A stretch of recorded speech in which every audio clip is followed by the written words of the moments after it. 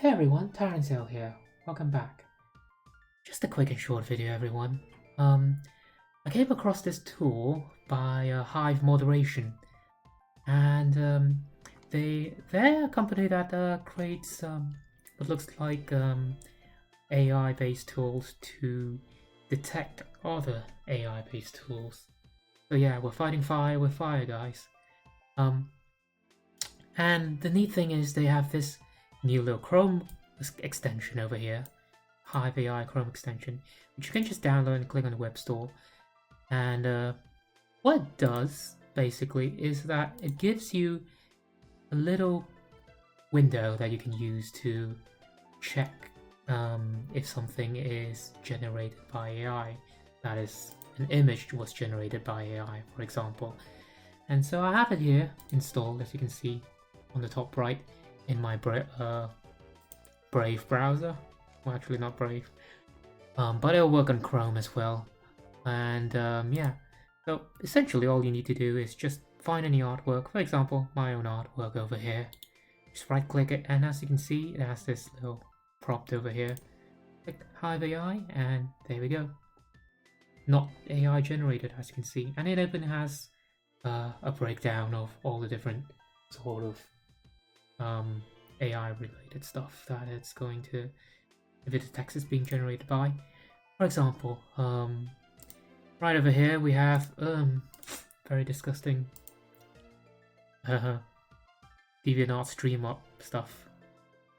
That yeah, not too much to say about it, but other than that, let's just give it a whirl. And as you can see, 99% AI generated. It's a pretty neat tool. So yeah, so if you just need something to detect that something online's a little fishy, this is quite helpful. And as you can see, it's by Stable Diffusion, so it knows that, for example. I also have the Stable Diffusion website open. Don't really like it, but again, we can do that ourselves. Just click on it, and as you can see, say that it is Stable Diffusion. Stable Diffusion over there, 0.9, so that's 97%. And it also detects others as well, so this just made a quick search of Midjourney, for example. Then AI will be able to detect it.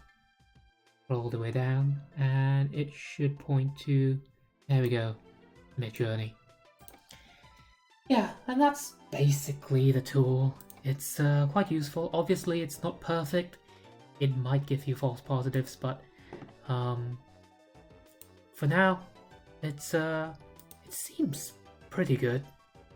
And I've seen it used quite a few places. And obviously, we have to keep our guard up, everyone. With people trying to sneak their artwork into certain competitions. I'm sure some of you might have heard Pokemon has that TCG thing, and a few slip through. So this is quite a useful tool.